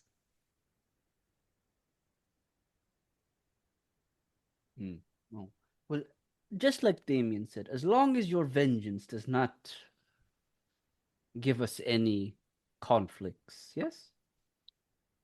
I will try not to cause any conflicts, but it is understand if it comes into conflict that you must do what you must. There would be no hard feelings. I wouldn't care if there were, bro. I wouldn't expect anything less from you, Damien. I'm glad that you're getting to know me. That's heartwarming. And Isundra, I know, things may be a little different on the battlefield, but I promise, puts his hand on her shoulder, I will protect you. You're like my little sister. I just hope those weapons are worth it. Yeah, right? Or I will rob my sword shop for everything she's worth. I do Isundra not have looks time at for this. Isundra looks at Yutari. I hope Basara is happy with what she gets. Yutari looks at what? Puts her hands up. She has nothing to do with what your little Fae friend made us do, okay? Look, listen. She was just trying to help us out, trying to help herself out and us at the same time. Let's not get mad at the wrong people. That's what Napoleon would want. How do you know what Napoleon would want? He's obviously a trickster. He's a Fae of some kind. Yeah, he's a piece of shit. See? Even you know. I've read about Faes in the universities that a lot of them can be tricksters. You can never get your way with them. They always find a way around things. Oh, He's probably laughing. He's probably laughing if we argue with each other. That's probably what he wants. Yeah, your parents died and you got adopted by a master manipulator.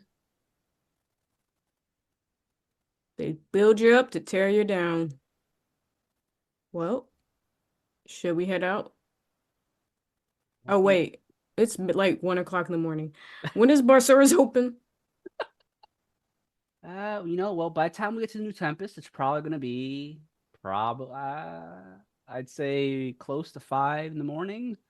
She probably opens up shop, I'd say 9, 10. Damn, she opens up late. Right, this bitch sleeping in. But we out here risking our lives. That's fine. We could stop and get breakfast before. Yeah. So. All right. I'm plenty rested. I don't mind driving. At least he left all the star metal. He didn't take any of them. Better. The least he could do. No, I think he walked away. So Barsora can make a profit later. Great. I have no invocations. I'm about to have fucking goat legs. You don't know that yet. Yeah, you just put this picture I in hope the chat. Basara makes a fucking bank. Don't have to stop work at her smithy behind the counter. So stop pointing your anger at Basara. She has nothing to do with this. Nope, this is what you started. We can be as angry as we want about her not being strong at level 7. Well, Thaddeus will basically raise up his flask and just say, I have breakfast already here. And he's just going to drink. Gonna need to drink after that. Yep, you better write Really that down on your dirty. character sheet. You made Yeah. a pact or Yeah, a I deal did. with Napoleon Fayapart. It can be at any time, any place, for anything. Anything vengeance related. I feel like he made that clear. We shall see. I didn't really say No. vengeance Rod, you se. gotta I stick just to your did it. guns. I said, in the name of vengeance is the reason why I'm doing that. For Yeah, so- Isundra's vengeance was the reason why I was doing this. You can't let Ryan forget that. I'm writing it down in my character sheet right now. Because Ryan will use some bullshit. He'll be like, this is the phase vengeance. How do you know he's going to ask for something about vengeance? He might just ask you to do something simple or something stupid. Because I'm saying Rod made it about vengeance. Well, he said the reason why he was doing it for Isundra's vengeance is the only reason why. Yes. So he can ask you for anything. It doesn't have to be tied to someone's vengeance. No, I think it has to be tied to my vengeance. All I know is Kendall thinks All I know Faye's a is piece of shit. yeah, this Faye's getting out of some bullshit with these contracts, and I think you need to stick to the contract a little harder. I know, that's what you need to do, It's some Yutari. Rumpelstiltskin shit. Go to law school. Yeah. Why do I have to go to law school? To help Because us you're the already fuck in out. there. I am not in law school. I am You're in school. for magic. Switch majors. Well, I'm too far in now. I can't switch majors. If I want to Tricky graduate, contracts are ruining these parties. I'm telling you. you know who probably knows contracts more than anyone, though? She looks at Damien. You know who I'm talking about. No. Oh. Darkmoor. Oh. I mean, yeah, but I hope you're not asking what I think you're. Oh no, Well, I'm not. Yeah. I mean, yeah, don't imply that we ever need that motherfucker for help. Although you're not wrong, but it takes a piece of trash to know one. Speaking of Darkmoor, let's change the topics a bit. Didn't you say something about someone needing your help regarding her? While we're out here in the middle of the nowhere, we can talk about it without people listening. Talk about what? How she's trying to get us caught up in some more bullshit after we just got out of it? We're not even a full party. I don't think she's trying to get us caught up in anything. Someone else is, right? You talked to the professor, right? He was looking for help. All roads lead back to her. Wait, He's up under her thumb just like we were. again, am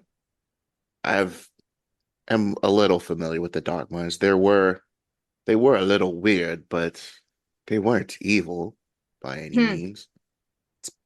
Then you Yeah, aren't don't- very familiar with them. Don't talk about what you don't know. Used to, well, The sister was crazy. She was running experiments in the basement of her brewery. Her brother, weird, playing things called taverns, caverns, trying to base lives off of dice rolls, running with his robe open. Then he had Archibald.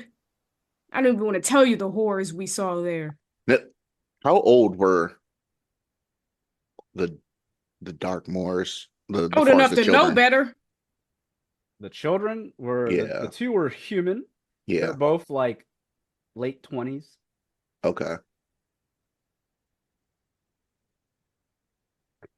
Yaito rubs his chin. Speaking of which, the sister, wasn't she slaughtering Faye for Arcane Delights Brewery? That too. There was a pixie. We bonded. I miss her very much. Sometimes I cry about her. Yes, Thaddeus. The Darkmoors are not what you think they were. Very evil people. They got what they deserved, but I do wish I never signed that contract. I mean, the world might have been damned and may have ceased to exist without us. I have very mixed feelings about it. Should we tell Alaric and Thaddeus of this? What we have done? What we have seen? not. I mean, we haven't told him, but I mean, at this point, I've dropped enough context clues. I mean, it's just bubbling over like a boiling pot of water. I gotta tell someone. And Perhaps by now, I think they built up our trust. I mean, to be fair, Thaddeus made a whole pact just to stop you from getting punished. this is true. This is true. Alaric, how much do you know about the Darkmoors? Do you know much? You can make a I'm history. sorry. You can make a history check if you decide you want to try, and I can tell you if you've heard of them or not. Okay. 17. All right. So Kendall being brand new player to the season 3. I mean, you obviously weren't around for season 1, but the Darkmoors was a family name that were from the nation of Dorwyn, very popular. The head of the family was a man by the name of Archibald de Darkmoor. He was a self-made merchant that made himself rich, that to the point that he became a noble. So his whole thing was to search for ancient relics, treasures from the past to find magic or whatever for himself. He sold ancient relics to become rich, and he is very, very well known. He was a human. He had 3 kids. 2 of the kids were human. 1 was half elf. So his first child was Avirus de Darkmoor, which we all know from season 1. She was a half elf, and she was raised to become a treasure hunter alongside of Archibald. Well, at the time, her mother vanished. Who knows what happened to her? But then he had 2 more children with a human, and they were named Vanya de Darkmoor and Badger de Darkmoor.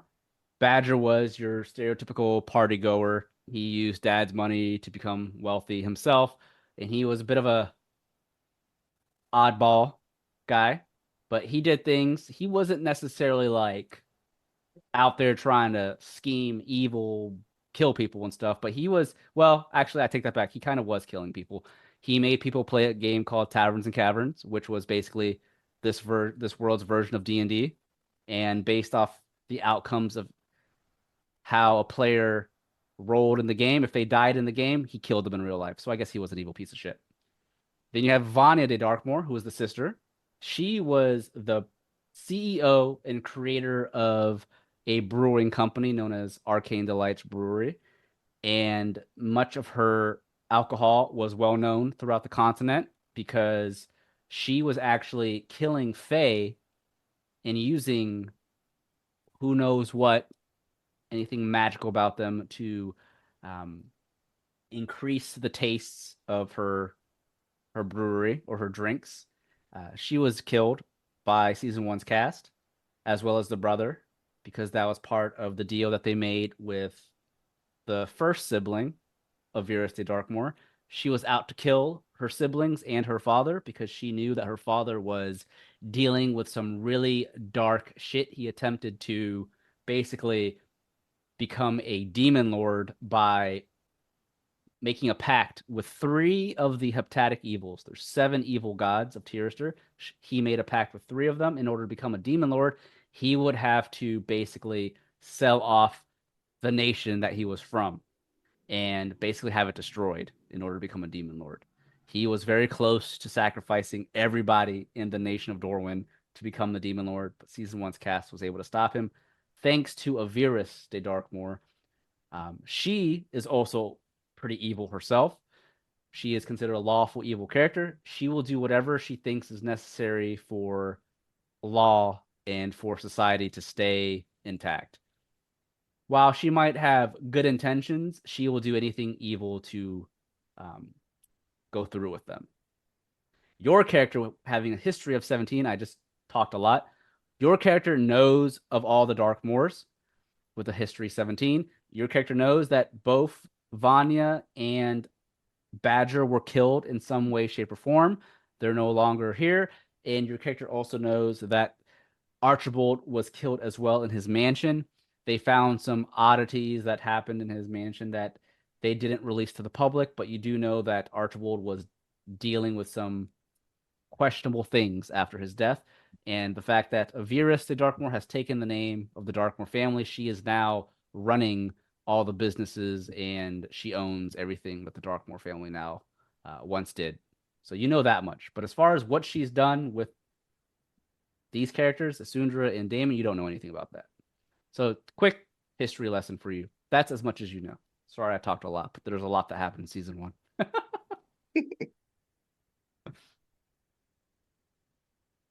1. So yes, yeah, though I do know of the Darkmoor. I do recall hearing about the deaths and the rest of the stories and lore that have been passed around so far. And I am sure that the stories you have heard of the Darkmoors may not be as precise as what actually happened. We have seen many things with the Darkmoor family. You can ask Damien or Isundra yourself. But the Darkmoors are not to be trifled with. Well, the last Darkmoor, that is.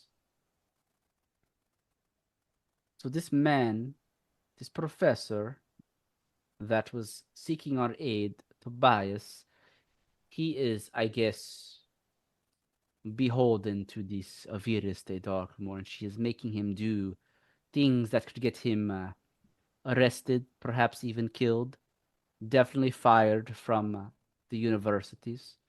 It seems like, from what I have gathered, he wishes to no longer be tied to this, but he does not know how to escape the grasp of Aviris. And that is what we were discussing with Damien and Isundra, if perhaps we try to help our friend. But in doing so, we may accidentally bring on the wrath of Aviris the Darkmoor again, which we do not want to do. I see. She'll do anything to get someone else's hands dirty as opposed to her own. She likes to be the puppet master. And I've cut my strings. I'm done with her. Yes. So this is a predicament that we have. We got out as a team. Tobias is in this all by himself, and I do feel for him. But this is why this is something the group's going to have to vote on. But you know my answer. It's a big, fat, resounding hell no. And we can continue to discuss as we go. Perhaps we make a decision once we're back in New Tempest, once we've all rested, all our minds are clear and free of what has happened the last day or two. We can discuss. Yes, perhaps we should rest. Let us not make choices while we are tired and frustrated with Mr. Fay. Can't say it's a bad idea.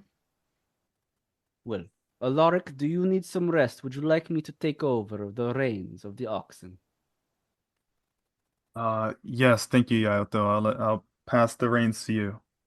Yaito steps up front of the wagon. He takes over for Alaric, so Alaric can have his short rest. And like I said, you will be reaching New Tempest at about 5 a.m. It's about 1 now. So a couple more hours before you reach New Tempest. Do remember, though, that you are going to only be short rested, so you won't have all your spells and stuff back, just your HP. Well, Isundra will have her spells back because she gets spells back on short rests. But other than that, we will fast travel and say you make your way back towards New Tempest. And with that, we will end this episode of Taverns and Caverns. You guys avoided some fights with the miners. I already knew what they was on. I wanted to check some heads if I was over there. No joke. There was a group of them that if you had Star Metal on you, they would have attempted to take advantage of the fact that you just got out of combat with ogres to try and overpower you for the Star Metal. Good thing we gave it away before we left. Yep. Good thing you rolled a 25 on deception, and the good thing the crazy Thaddeus' part is armor that was all clean. Y'all was just letting him rummage in the back in the sack all by himself. Like, he didn't even really say he was doing that. He just kind of said it in passing, like he's going through. Like, Well, Isundra did Like offer how the big, and then bag. the other thing is like how big is this miner to be thinking that he can do this? Like he has to be fucking huge. Like he could have been an ogre himself if he's thinking that he has the will to do that in front of a paladin and Damien. Like what the fuck? That Thaddeus wasn't going to let him do it, but since Isundra already offered, he just let it happen. But He had some balls, some kahunas. I'll say that. Yeah, that was wild. That I need to see that. So Alaric's here for the tea. He wants to see this. Right. Take it back. I want the ring. Give him the star medal. Damn. Why, are you reading up on the ring now? I just want my invocations back. Yeah, I that's do feel bad fucked. now because now I feel like in a way my character should have been like more selfless and like, you know what, I'm willing to sacrifice my star medals for Isundra despite like me not understanding and this guy just being a dick for no reason. He still wouldn't have taken it. I think he no, he wanted just it wanted all of them. Even though it didn't take it all to make it. Don't look at me, all right? Oh, DM is definitely part of this. Y'all seeing the The character coming out. it's just like when you watch a movie, like you paint the villain, you are the you are the villain essentially. Like the Yep. actor. That's why Same nobody thing. liked the actor that played Joffrey. He couldn't fucking walk out on the streets without people hating him. Yeah. I Game mean of Thrones. that just shows your skills are phenomenal. So That's why Don't worry. everyone from my first campaign said, "Oh, that's not Ryan anymore once he sits at the table. That's no longer Ryan. Ryan's left." But hey, Napoleon's a piece of shit. He's supposed to be. So he'll do good things for the party, but he'll do bad things too.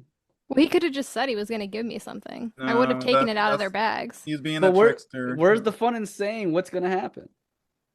He's being like Cheshire Cat, just Yeah. like but worse. Like if Cheshire If- Cat actually If like we didn't have Yatari with us, I probably could have just been like, let's just give it to him and we'll tell Basora that we Oh yeah, that is didn't right. get anything. Yeah. But we had Yatari with us and I feel like she was going to tell on us. Tattletale. Damn. We probably would have had someone probably would have had to turncoat and probably like kill her or like Damn, you trying to kill Yatari? no, worst case. Wow. No, I'm trying to think of the other word. Or abandon her, like leave her at the road and just like Damn. Don't forget your alignment now, Kendall. No, I'm not saying I would do it. I'm just Oh. saying like if I wanted to do it. Like Yeah, I feel like she the- was sent with us to like keep an eye on us. I don't know. She's really on Basora's side. You guys get her wrong. She is on Cat and Co's team. She is a teammate, but Barsora is also her friend. All right. she's like her back is against the wall. Like we get it. She's under fearful times. It's gonna make her do things that are more dire than usual. So or make her that is uncharacteristic of her. Because like earlier when she was demanding like untrusting of me with the metal, and then also I'm pretty sure in earlier episodes she's sounded pretty frantic and demanding of us trying to get the star medal.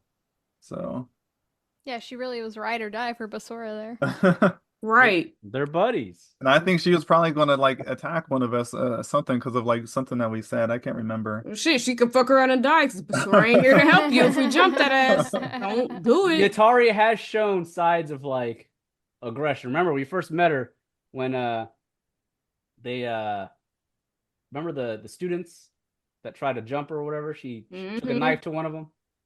And I was like, damn, we just met you. Well, I just met you, and you already showing.